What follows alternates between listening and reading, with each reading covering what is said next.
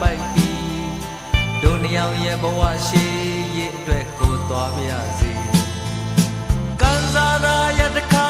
တော့လက်ပေးပါနော်အချစ်ဆုံးမင်းစွတောင်းလိုက်ပေါ်နာမည်ကြီးတဲ့တနေ့စင်ပေါ်ရောက်တဲ့တနေ့စိတ်ရှည်လက်ရှည်နဲ့မင်းဆောင်မြောင်းနောက်ဆက်စကားများမဝါတဝါဖြတ်ပြီးမသွားသေးခင်အားပေးအပြုံးလေးမပွင့်တပွင့်မြင်သွားပါရစေ